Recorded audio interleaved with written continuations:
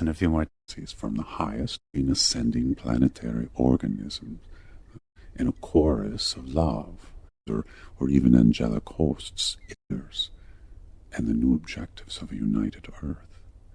This is our destiny.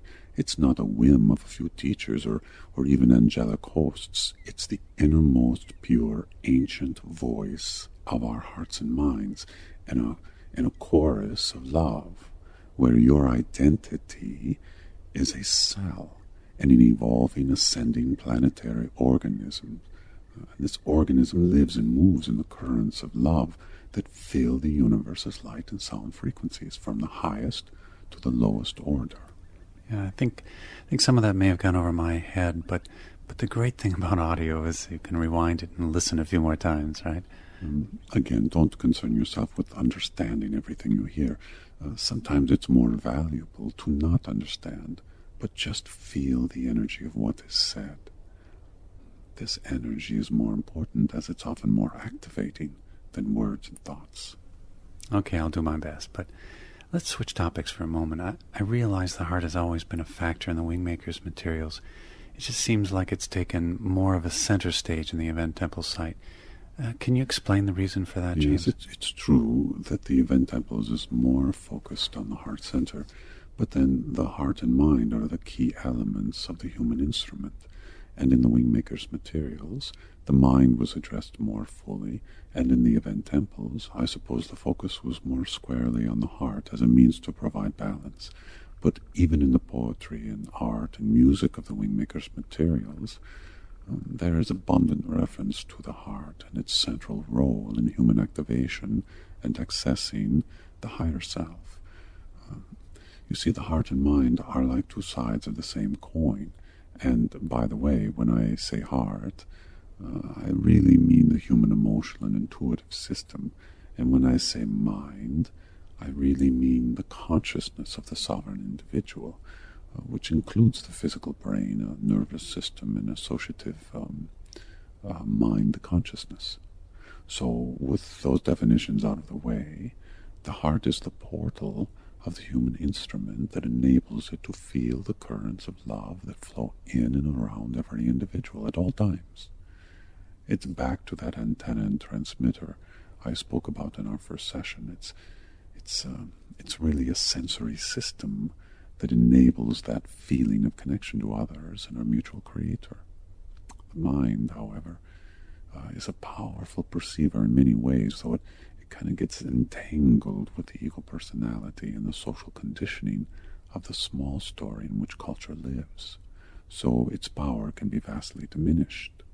The ideal is to have both the heart and mind operating in harmony as both receptors and transmitters to ensure a good balance between the incoming streams of energy and information and the outgoing transmissions.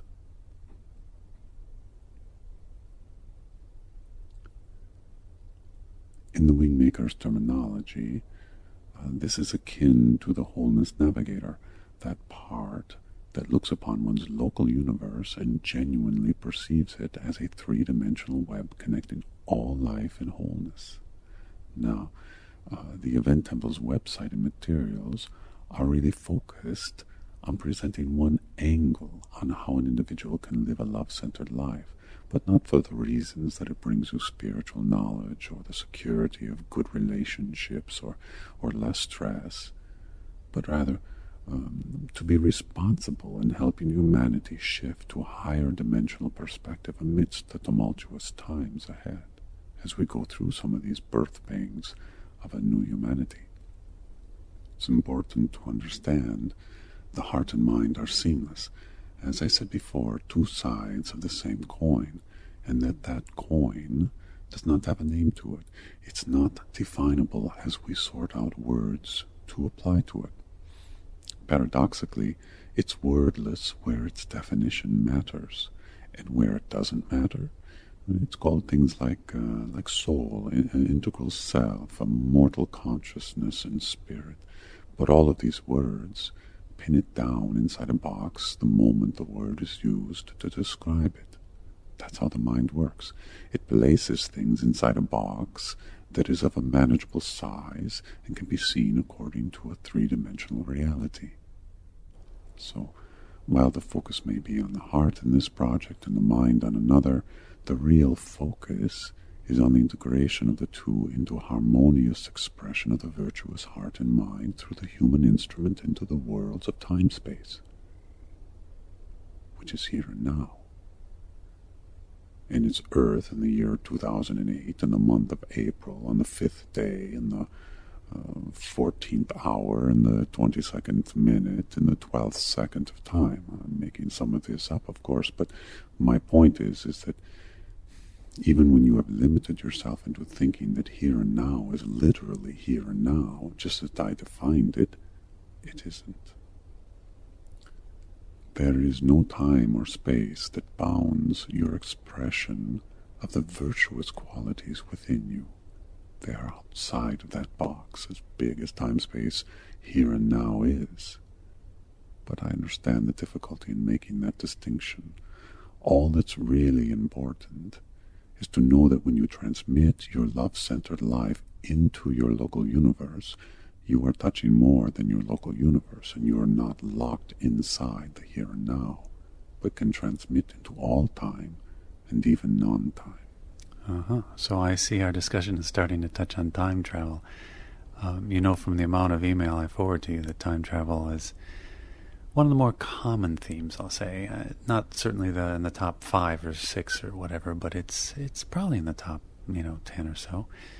In the Wingmakers materials, time travel is discussed in some detail in the ancient Arrow Project book. For those of you who haven't read all of the material or looked at the book at least. And there it's described as a technology called BST, or blank slate technology. Do you want to shed any light on this topic? Not particularly. Not at this time. And it's not that I don't find the topic interesting, but the energetics of our conversation will be better served if we stay on a different wavelength. Okay, I understand. You see, time-space is an invention of the mind to allow us to navigate into three-dimensional reality. Something that is invented by the mind can always be influenced by the higher consciousness of the spirit, as it is encompassing of the mind. So as spirit beings, we time travel all the time. The kind of time travel that was described in the Wingmakers material, it has more to do with institutionalized time travel and bringing it within the domain of human technology. There are many projects that have experimented with time travel, and I merely disclosed one such project in the Ancient Arrow book. But it's a very, very complex subject when you begin to institutionalize time travel. James, do you want to take a break yet? Yes, it would be good to stretch our legs, but I'd like to make one final point before we end this session. Okay, that's fine. One moment.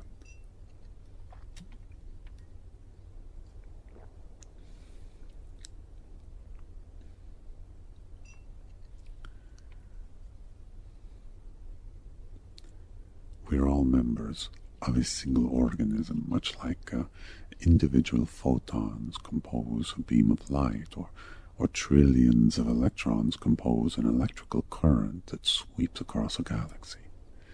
When we move from the world of phenomena to the higher dimensions of reality, individuality is exchanged for community. And this community is vast and encompassing, and it contains an intelligence that mirrors its vastness. In the times ahead, there will be shifting sands and creeping doubts, and many people will feel fears trying to grasp them. I remind anyone who is open-minded to the possibility that you are here at this time to give your love independent of the external world conditions and events. It's the foundation of event temples to help organize these quantum communities so that we can collectively stand as examples of love-based communities living amidst fear-based individuals and easing the fear and guilt and hate and base survival and ignorance and greed energies that will be emitted in the coming years as the birth pangs of a new earth are released. I understand it's very easy to fall prey to these fear-based energies and want to protect yourselves and loved ones, and prepare for tumultuous times to, in effect, to crawl inside a protective cocoon and wait for the chaos to pass.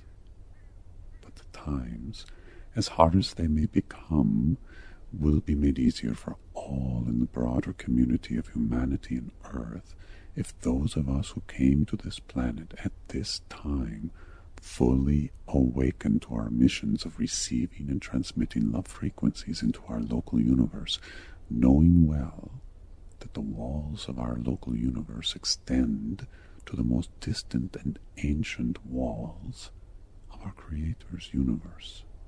They are truly one and the same. And what we send out to one goes to all.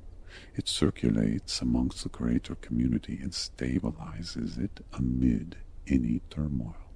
So it is our responsibility to own this time as makers of peace from war, creators of love from turmoil, changers of darkness to light, and transformers of despair to hope.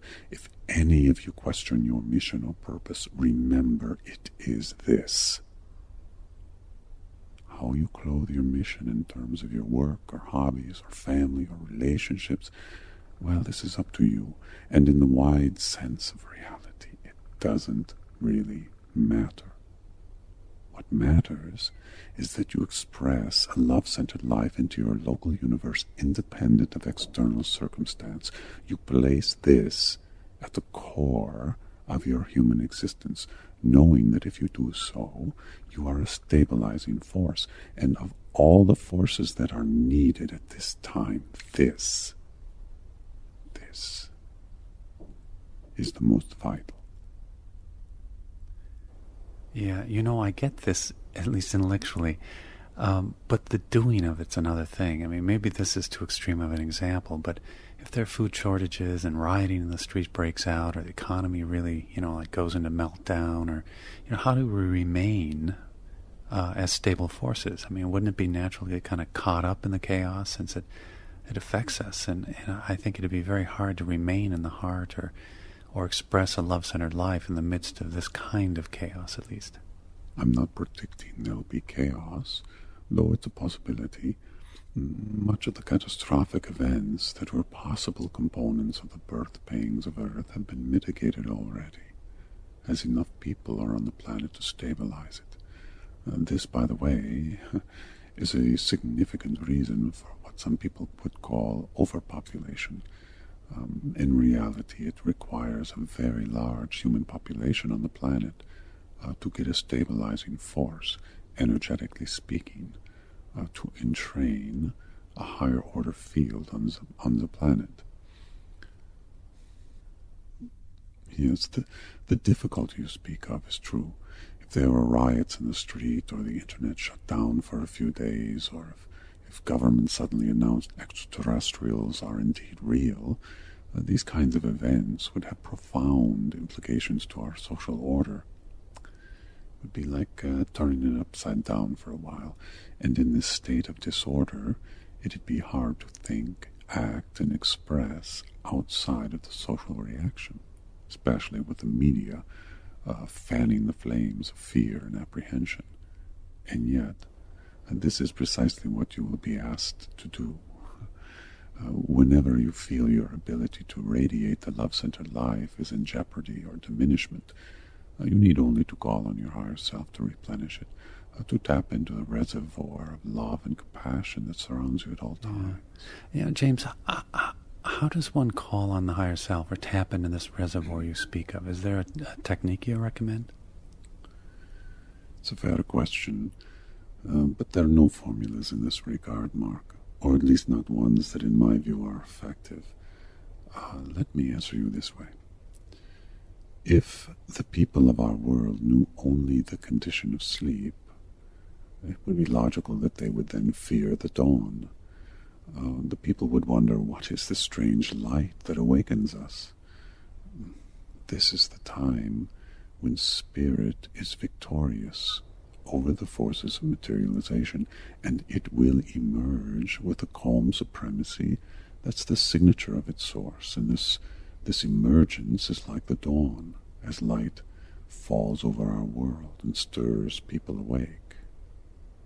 Sometimes this light will stir turmoil and unrest, but this is only because people have been asleep for so long that they fear the changes that this light brings, as they know, at a deeper level, that these changes are profound and lasting and carry with them a responsibility that they themselves must adopt or be left behind, in a sense. Those who are truly awake, they'll see these tumultuous times as demonstrations of this light, and it will not evoke survival instincts or run-and-hide tactics of despair. And they'll feel a new power that comes to them unbidden, in the sense that they don't call for it consciously, but it will flow over them nonetheless, like a new current of energy, and they will anchor it, share it, and experience it like never before. You see, I could give you this technique or that, but in the end, it's really just a string of words. Instead, what I've shared is the spirit behind the words, the force behind the object. And this, in my opinion, is more valuable. So listen if you want to this spirit force, as it will inform you and keep you focused on the mission that you came to be part of and to achieve as a collective intelligence. I think that's enough for this session, Mark. Okay, yeah, no, I understand. Yes, let's stretch our legs and refresh ourselves a bit. Okay, signing off. We'll pick up on session 3, and, well, it doesn't matter to you listening because it's all, there's no time pause, but for your sake, James, we'll start in about another 10-15 minutes, okay? No, that's fine, Mark.